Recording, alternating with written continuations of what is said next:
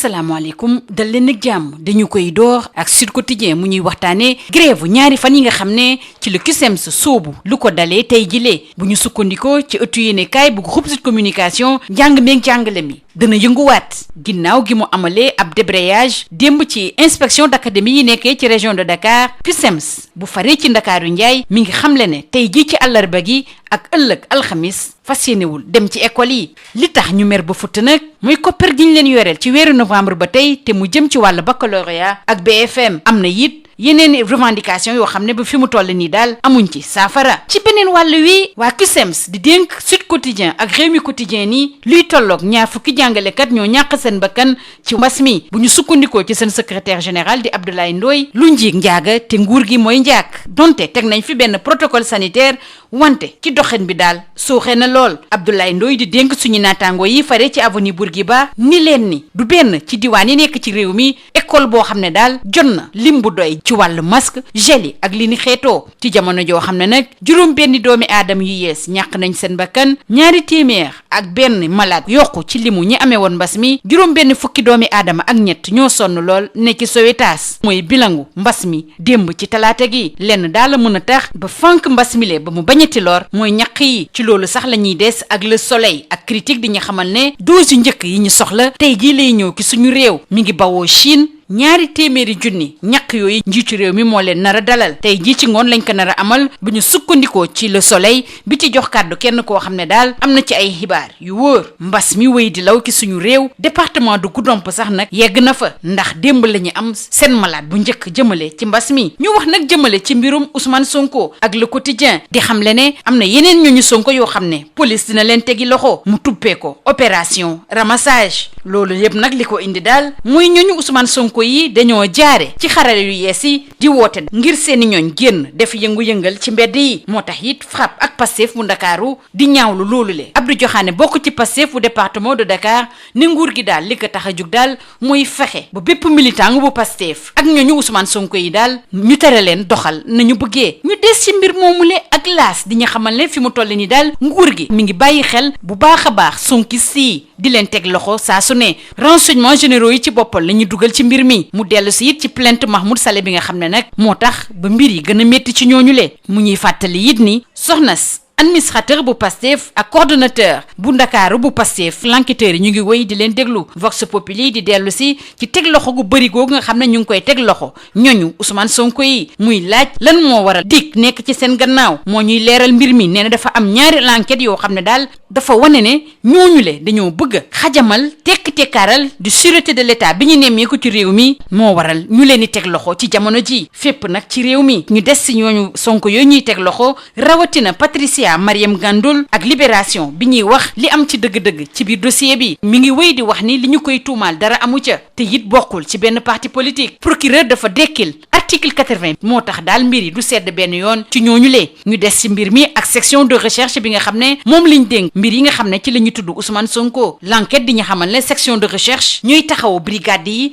wala compagnie yi ak procureur bi bu dee daal dafa am ay dossiers yoo xam ne dafa laaj xarañ ñu wax ba tey ci mbirub Sweety Beauté bi nga xam ne moo jural li yëpp Ousmane Sonko ak lii quotidien muy wax lan moo ko yóbbee lile mu ne lu tax Ousmane Sonko tànnul kinésithérapeute dem ci ab masseuse lenn li nga xam ne moo gën a dugal Ousmane Sonko mooy dakaa def mbirum politique teg ci nag woo ay ñoñam ngir ñu génn manifester ñu des ak Ousmane Sonko ak les Échos di dellu si ndaje bi nga xam ne moom la doon amal démb ak naataangoo yi mi nga xam ne ñoo bokk ci kujje gi teeñu boobu nga xam ne siiwalu ñu ko woon te ñu ko doon amale fële ca IAM Ousmane Sonko dafa tànn Aïda Mbodj ngir mu layal ko ci commission ad hoc ak plénière bi ñu nar a amal ci assemblée nationale loolu yépp nag day wane ne Ousmane Sonko dina dem wuy ji bés bu ko commission ad hoc boobule wooloo ci nit ñuy tànn nag kan moo war a teewal non inscrit yi ci boobule commission ci diggante Cheikh Bamba Dièye ak Fatou Ndiaye bu réew mi Moustapha Niasse di président assemblée nationale Cheikh Bamba Dièye la tànn ñu wax nag jëmale ci wàllu xeex terrorisme ak Le Soleil Sénégal dafa ñëw jàppale juróomi réew yi nga xam ne ñoo bokk ci G5 Sahel mu teg ci taabal bi 1 milliard ci kopparu CFA mi ngi amee ci ndaje bi ñu doon amal altine ak talaata ci N'Djamena di capitalu réew Tchad. ñu des ci mbir moomule ak waa Dakar Times ni fi mu toll ni daal waa G5 Sahel wàllu kaaraange gi soxal na leen lool. ñu waxtaanee wàllu tàggat yaram door ko ak waa SAD bi waxtaanee wàllu C1 bi ne Paris daal dafa nërmeel bu baax a baax waa Barça. Mbappé fës ci lool. Liverpool bu Sadio Mané it dana bokk ci quart de finale yi. Mané dugal na fukkeelu biyam ak juróom-ñett ci kanamu Leipzig. SAD di waxtaane it wàllu Ligue des champions si diggante Porto ak Juve ak Séville Dortmund ne Ronaldo dellusi na ca Porto. Haaland moom gën a taxawaat ngir am la mu bëgg. ñu jeexale kook waa sunu lomb bi waxtaanee combat revanche bi ñu nar a amal ci ñeenti fan ci weeru avril bi ñu jëm. Lac 2 ak Eumeu nag mer bu futt la ñu def dañoo bëgg daal li des ci seeni avance ñu jox leen ko ngir ñu gën a mën a waajal boobule combat boo xam ne Gaston Mbengue moo ko fas yéene tëgg wante nag du yomb dara. lii moo gënoon a fës ci ëttu yéenekaay yi ñu xëyandool ñu yendoog jàmm. Bonjour. Grève totale de 48 heures dans les écoles. Le CUSEMS presse l'État. C'est le titre qui barre la une de Sud Quotidien. Le quotidien du groupe Sud Communication souligne que l'école sénégalaise renoue avec les perturbations. Après avoir observé un débrayage au niveau des différentes inspections d'académie de la région de Dakar, hier mardi, le cadre unitaire syndical des enseignants du moyen et du secondaire section Dakar annonce une grève totale pour ce mercredi et demain, jeudi, au centre du mouvement d'humeur des enseignants, le non-paiement depuis novembre des indemnités liées aux examens du baccalauréat et du BFM et diverses autres revendications non satisfaites. Par ailleurs, le CUSEMS est catégorique dans Sud Quotidien et Rewmi Quotidien. Près de 20 enseignants ont succombé des effets du Covid-19 au Sénégal. Et selon le secrétaire général Abdoulaye Ndoye, le gouvernement qui a fait montre d'un formalisme total dans la gestion de la crise sanitaire, tant au niveau de l'enseignement secondaire que privé, est le principal responsable. Si un protocole sanitaire rigoureux a été élaboré, sa mise en application souffre d'un laxisme indescriptible, exposant les acteurs et au-delà la société en péril. Puis, Abdoulaye Ndoye confie à notre confrère de l'Avenue Bourguiba, je cite, « Pratiquement dans aucune région du Sénégal, les établissements n'ont reçu de dotation conséquente en masques, gel hydroalcoolique et autres. 6 décès, 201 nouvelles contaminations et 63 cas graves ont été dénombrés hier mardi par le ministère de la Santé. Pour l'heure, le vaccin est la solution pour freiner net la furie meurtrière du Covid-19. Justement, les premières doses sont réceptionnées dès aujourd'hui, informe Le Soleil et critique. En provenance de Chine et convoyé par l'Airbus A330 Neo, ces 200 000 doses sont attendues aujourd'hui, mercredi. Elles seront réceptionnées par le président de la République, Macky Sall. La cérémonie de réception est prévue dans l'après-midi, selon un responsable au cœur de la lutte contre la pandémie. Le méchant virus poursuit sa propagation dans le pays. Le département de Goudomp vient d'enregistrer son premier cas de coronavirus. Intéressons-nous à présent à l'affaire Ousmane Sonko avec le quotidien qui indique de nouvelles arrestations de pro-Sonko sont en vue et l'assimile à une opération ramassage suite aux appels à la violence via les réseaux sociaux. Frappe et Pastef Dakar dénoncent une chasse à l'homme. Selon Abdou Diokhane du Pastef du département de Dakar, l'État tente d'intimider les militants de Pastef et les proches de Ousmane Sonko. Menace de diffusion d'images compromettantes du président. L'État traque les sonkistes, selon l'AS, qui renseigne que les renseignements généraux sont déployés et revient sur la plainte de Mahmoud Saleh qui a mis le feu aux poudres. L'AS informe que l'épouse de l'administrateur de Pastef et le coordonnateur de Dakar sont toujours